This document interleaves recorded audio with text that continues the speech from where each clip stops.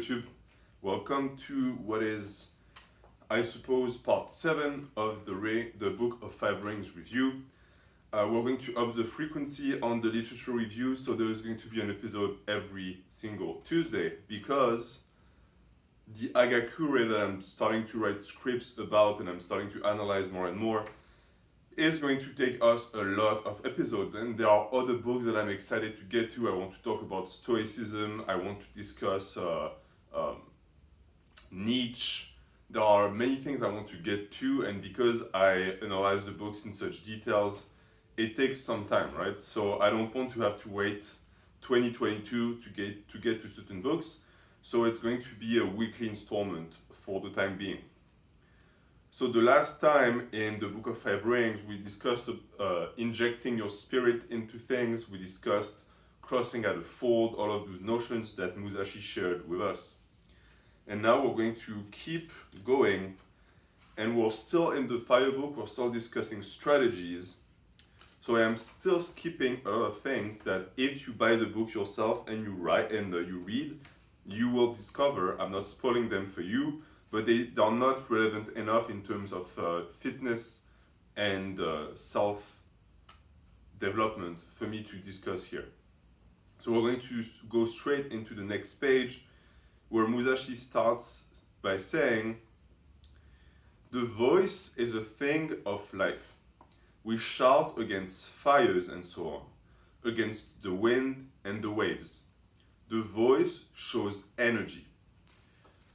There is something called a kiai in martial arts, where in certain sports it's more of a ceremonious way of announcing you're going to attack. In other sports it is codified as a shout, a primal shout that you use to expend your energy, for example in karate. And in other sports like MMA, for example, it's not really in the culture, but you see fighters doing it all the time. Well, they will shout to intimidate their opponents or to share their excitement. So it's something that people do even if they don't really practice it. And your voice, of course, expresses who you are.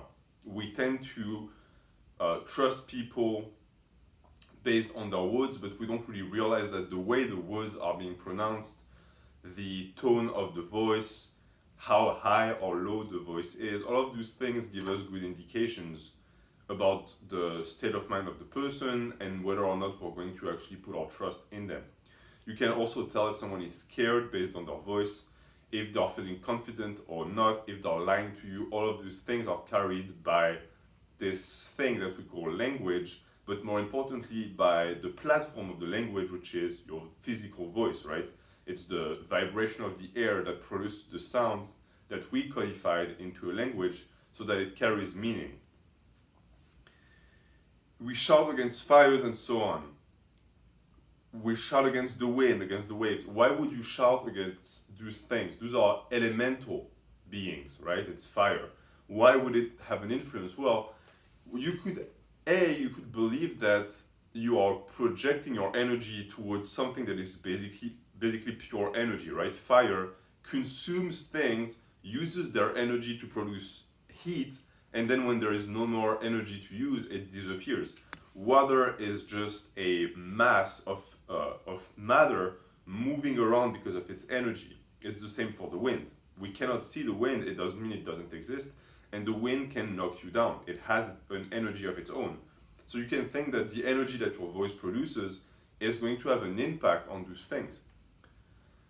But the most straightforward and down-to-earth understanding of this is you shout and you motivate yourself as you shout, and by doing this you reinforce yourself and your being so that you can fight these things. As far as fires go, I'm not sure if Musashi actually trained using certain types of fire methods, but I do know that it was and it still is quite common for people who live near the beach to go in the water and just fight the waves. If you live near a waterfall, you can go underneath the waterfall too. It strengthens the body and the mind, especially if the water is very cold. Against the wind, that would be more contextual, I guess, because you cannot always expect strong winds to train against. But if you've ever biked, the difference between having the wind in your back or in front of you is light and day. It feels like you're carrying a backpack with weights in it when the wind is blowing in your face and you're biking. So that's what you basically do. You reinforce yourself with a shout. And you're going to find, if you've ever done that in sports and in lifting, for example, if you're in the middle of a very tough set and you're in an environment that allows you to shout and really go at it and shout, not just whimper, the rest of the set is going to be easy because the shout is going to reinvigorate yourself. Right? You're motivating yourself just by hearing the strength in your voice. I've also found that if you mess up and you go too timid and you don't really shout as much as you could, it can have the opposite effect and it can psych you out.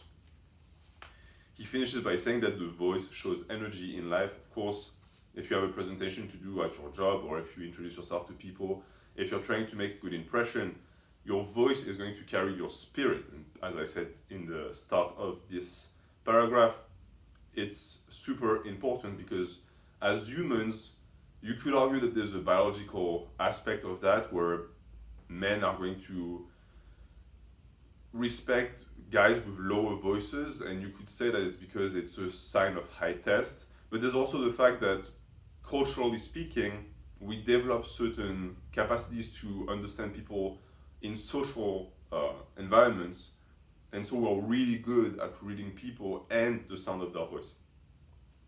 Right afterwards, and with no there is no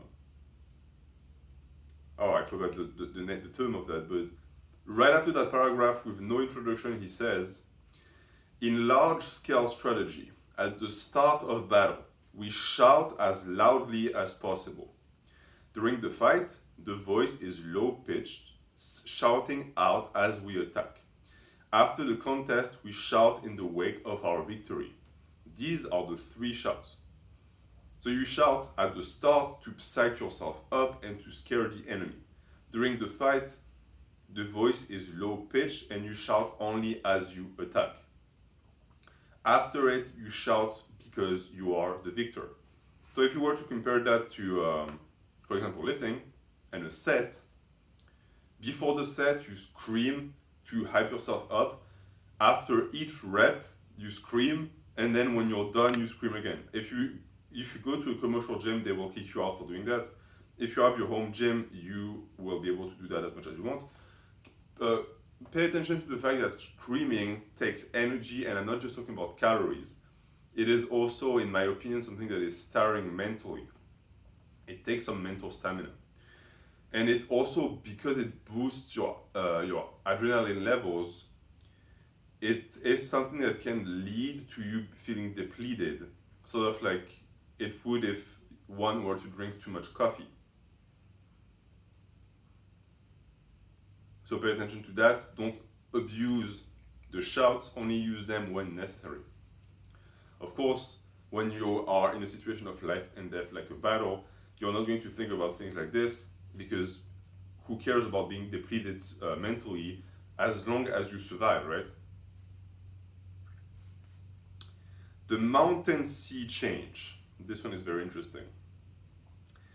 The mountain sea spirit means that it is bad to repeat the same thing several times when fighting the enemy. There may be no help but to do something twice, but do not try it a third time. If you once make an attack and fail, there is little chance of succeeding if you use the same approach again. If you attempt a technique which you have previously tried unsuccessfully and yet fail, then you must change your attack method. Just the name mountain sea is interesting because depending on the country you live in, of course, most of the time the environment in which a mountain can exist is directly opposed to where the sea can exist. So there is no such thing as the mountain sea. It shows that there is a discrepancy here, but depending on the culture you grew up in and the country you grew up in, certain countries like Japan, because it's an archipelago, they do have mountains very close to the sea. It's a rare sight, but it's one of my favorite things in the world, where you are in the water, in the sea, or in an ocean, and you can look out and you can see mountains, like actual tall mountains from where you are. It's an incredible feeling. And the way to apply it to lifting, as long as the mountain sea spirit goes, is that most likely a method that leads to plateaus or who leads to injuries once is very likely to repeat itself. The chance that it was just a fluke is low. But Musashi still tells you that you can give it a second try. But if the second try still doesn't work or reproduces the bad results of the first try, do something else. There is no reason to continue doing that. You can apply it to rep ranges. If a rep range doesn't work, I know a lot of people are going to tell you that it's not the rep range, it's you, and they always like to put the blame on the lifter and not the lifting methods. I'm going to assume if you're on this channel that you are serious about lifting, that you understand recovery, and that in that case, most likely it's the methodology that you're applying that is failing you. Because there are so many variables when it comes to rep ranges, volume, intensity, that chances are you just struck a certain percentage that just does not work, and where progress is not going to be actually produced. So you should change. You tried the mountain, now try the sea. And based on that name, also keep in mind, there's no such thing as one mountain and there's no such thing as one sea. Every sea is different. And even a given sea, depending on the time of the day, depending on the climate, is going to be a different sea. It's a completely different environment. For me, this shows that the mountain seas reality should be called the 1,000 mountains and the 1,000 seas. There's always a new thing to try. The issue with this would also to always try new things when things don't work, where you should try to apply yourself a little bit to not end up just being in constant rotations and making no progress. Which is why the advice of Musashi to actually try something twice before you give up is very good. I like this one a lot. Just the name is interesting, and the image that it invokes in your mind. Rat's head, ox's neck. Rat's head and ox's neck means that we must always think of the way of strategy as being both a rat's head and an ox's neck. Whenever we have become preoccupied with small details, we must suddenly change into a large spirit, interchanging large with small. So if you can picture in your head, what would a rat's head look on an ox's neck? It would look strange, and you would have the small detail first, and then you have that big neck. And it can become difficult to not lose sight of one or the other, because if you just pay attention to the head, then the neck just becomes a background that gets lost. And if you pay attention to the neck, the small head that is on the neck is now just a small detail. It's something that is repeated in the book always and always. The difference between small things and big things, the small picture and the big picture, there is no such thing. These things are created by your subjective biases. You can actively change your point of view so that something that is small becomes big and vice versa.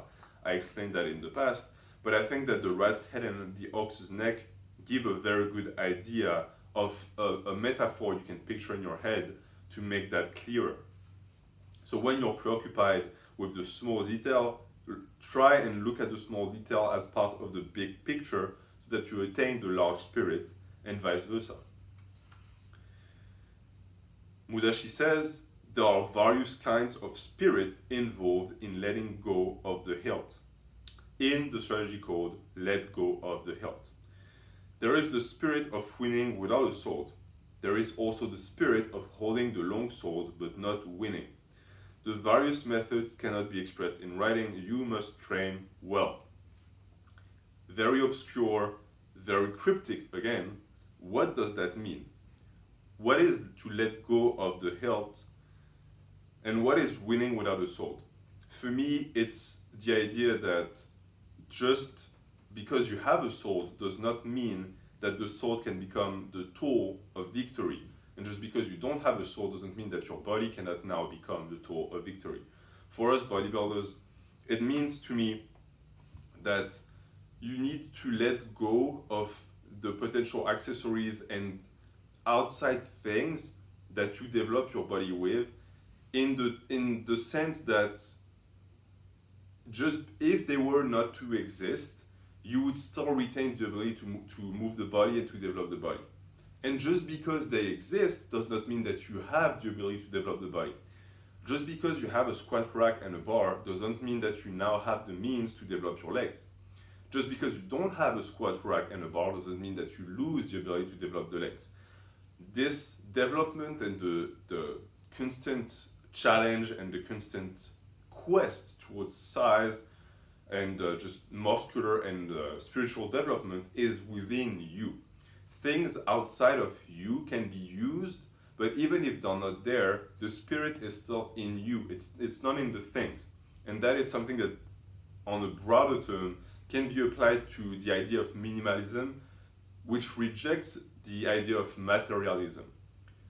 The things you buy are not extensions of your spirit, but they can become it. And then after that, it's what people tell all the time, things that you own end up owning you. You lose sight of what it means to own things. You own things not because you need them, not because if they disappear, you wouldn't be whole anymore, but to make use of them. They are tools. And we're going to finish the chapter, I think. Another strategy or technique is called the body of a rock. When you have mastered the way of strategy, you can suddenly make your body like a rock, and 10,000 things cannot touch you. This is the body of a rock. You will not be moved. Oral tradition. Okay. Is it possible to turn your body into a rock? You could argue that bodybuilding, by reducing your body fat percentage and building muscle mass, which is just tougher to the touch, is going to make you more like a rock. Can you develop legs and a core so strong that nothing can move you? You can do it to a point where things that would knock most people out of balance wouldn't knock you, because you're going to be so heavy and so stable that you're going to be very tough to knock out of balance. We spoke about that in last episode too. The balance is also something that can be applied to the spirit. Your spirit has a balance. And it's my opinion that a strong body goes hand in hand with a strong mind, and vice versa. So if you achieve a body that has a strong balance, your spirit is going to be more balanced, and the opposite is also true. But here Musashi says that you can suddenly make your body like a rock. So in terms of bodybuilding, it would be flexing. When you flex, your body suddenly becomes much harder. But how much harder does it actually become? You don't actually become a rock. And a rock is much heavier than you, and because of the way a rock is shaped, most people don't realize that. The reason why it's so tough to move a rock is because of the fact that a rock, by definition, is something that has a large base. Why? Because it's a piece of a mountain, basically. It's rock. But if the base was smaller than the top, the rock would just capsize until it ends up in a place where its center of gravity is where it's the toughest to move. So when the base is large, this is why moving a rock is tough. Most rocks are not as heavy as you think. They're just very cumbersome.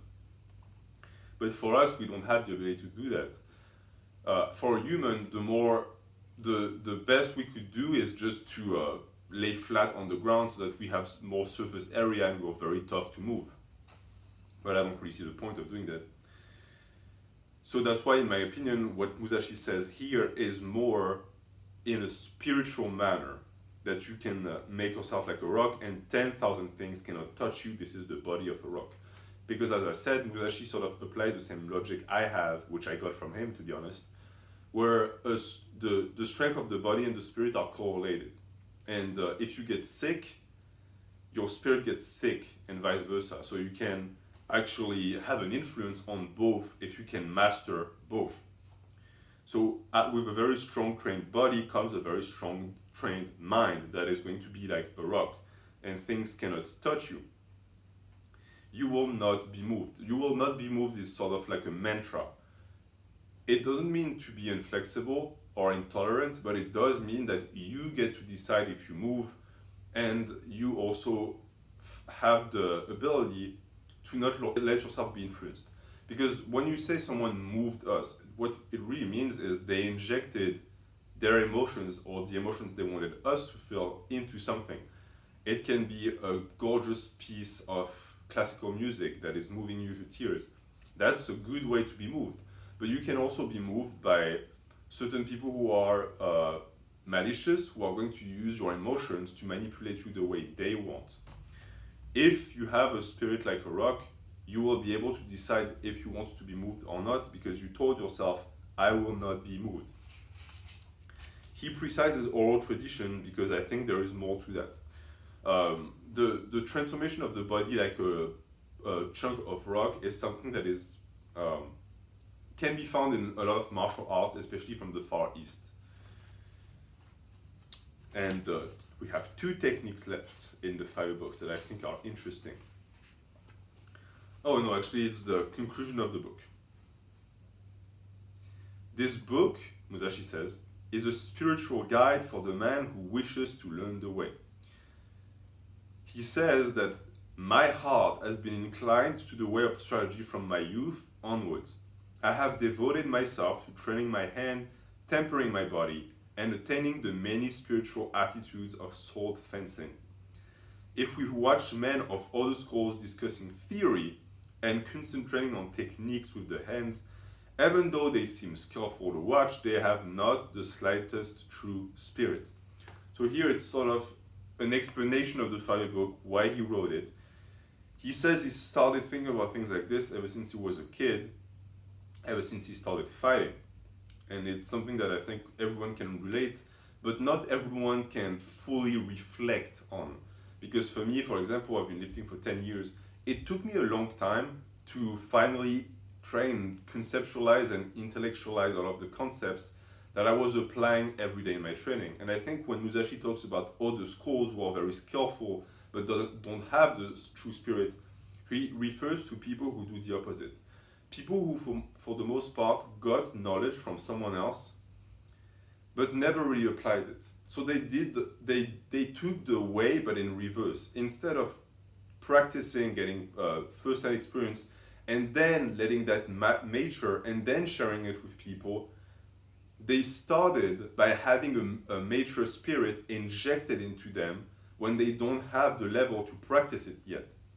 And that is going to be detrimental for your gains, and it's going to be detrimental for your spirit. It can make one very smug and arrogant because you were gifted a spiritual gift that you're not able to handle right now. Of course, he says, men who study in this way think they are training the body and spirit, but it is an obstacle to the true way, and its bad influences remain forever. Thus, the true way of strategy is becoming decadent and dying out. He doesn't really explain the depth of what he's mentioning here, so I'm not going to say that, but I'm going to mention one thing he says here. He says that the influence of that misguided way is a bad influence forever. And I think it's a very smart way to apprehend life, because the influence of your first times are sometimes unshakable. Your childhood, the first experiences you've had with certain things are going to mold you, and for a lot of people, they will never be able to break from that because they're always going to be attached to that first experience, and that first experience dictates the 99 other experiences that they have afterwards, which is why Musashi laments that so many young men are being misguided, because once they're misguided, you cannot get them back. You cannot save them from themselves. It is an idea that was developed also during the Cold War and the psychological warfare that the multiple countries involved played on each other. And a lot of the Soviets, for example, found that if you can manage to manipulate the mindset of very young kids or even young adults, once you have implanted in their mind your spirit and injected them with your beliefs, it's too late. No amount of proof, no amount of first-hand experience is going to convince them otherwise. They are contaminated. And for the most part, it's too late for them. So this is sort of that idea that it's sort of the conclusion on what he said about injecting your spirit. And for me, what I get from that is, you see the book being very vague. Musashi doesn't tell you, hey, this is how you think. He gives you keys of comprehension. For me, this is how you build a very strong mind that is your own and that is integrate to your body too. You discover it. This is why, for me, people should try what they want, and they should make the mistakes that they have to make. There is no point in studying 1,000 books to make no mistakes, because by doing that you made the fatal mistake of what Musashi describes here, which is not putting the training at the center of your life and opening up yourself to bad influences and missing the true way of strategy. And we're going to end here, because next week is the Book of the Wind, and this Book of the Wind is the very last book until the Book of the Void, which is my favorite one, which we should get to around part 10, and then we'll move to the Agakure. Thank you for watching. Have a good day.